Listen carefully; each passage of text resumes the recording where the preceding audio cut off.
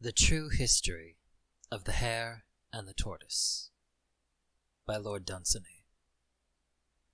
For a long time there was doubt with acrimony among the beasts as to whether the hare or the tortoise could run the swifter.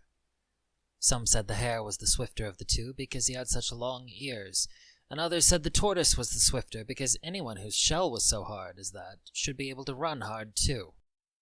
And lo, the forces of estrangement and disorder perpetually postponed a decisive contest. But when there was nearly war among the beasts, at last an arrangement was come to, and it was decided that the hare and the tortoise should run a race of 500 yards, so that all should see who was right. "Ridiculous nonsense," said the hare, and it was all his backers could do to get him to run. "The contest is most welcome to me," said the tortoise. "I shall not shirk it." Oh, how his backers cheered. Feeling ran high on the day of the race. The goose rushed at the fox and nearly pecked him. Both sides spoke loudly of the approaching victory up to the very moment of the race. "I am absolutely confident of success," said the tortoise. But the hare said nothing. He looked bored and cross. Some of his supporters deserted him then and went to the other side, who were loudly cheering the tortoise's inspiriting words. But many remained with the hare. "We shall not be disappointed in him," they said. "A beast with such long ears is bound to win." "Run hard," said the supporters of the tortoise, and "run hard" became a kind of catchphrase which everybody repeated to one another. "Hard shell and hard living, that's what the country wants. Run hard," they said, and these words were never uttered, but multitudes cheered from their hearts. Then they were off, and suddenly there was a hush. The hare dashed off for about 100 yards. Then he looked round to see where his rival was. "It is rather absurd," he said, "to race with a tortoise." And he sat down and scratched himself.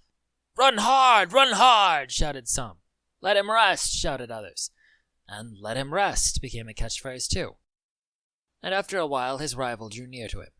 "There comes that damned tortoise," said the hare, and he got up and ran as hard as could be, so that he should not let the tortoise beat him. "Those ears will win," said his friends. "Those ears will win, and establish upon an incontestable footing the truth of what we have said."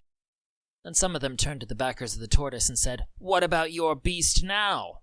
"Run hard," they replied. "Run hard." The hare ran on for nearly 300 yards, nearly, in fact, as far as the winning post, when it suddenly struck him what a fool he looked running races with a tortoise who was nowhere in sight, and he sat down again and scratched. Run hard," said the crowd, and "Let him rest." "Whatever is the use of it?" said the hare, and this time he stopped for good. Some say he slept. There was desperate excitement for an hour or two, and then the tortoise won. Run hard," shouted his backers. "Hard shell and hard living, that's what has done it." And then they asked the tortoise what his achievement signified, and he went and asked the turtle. And the turtle said, "It is a glorious victory for the forces of swiftness." And then the tortoise repeated it to his friends. And all the beasts said nothing else for years, and even to this day, "A glorious victory for the forces of swiftness" is a catchphrase in the House of the Snail. And the reason that this version of the race is not widely known is that very few of those that witnessed it survived the great forest fire that happened shortly after. It came up over the Weald by night with a great wind. The hare and the tortoise and a very few of the beasts saw it far off from a high bare hill that was at the edge of the trees, and they hurriedly called a meeting to decide what messenger they should send to warn the beasts in the forest. They sent the tortoise,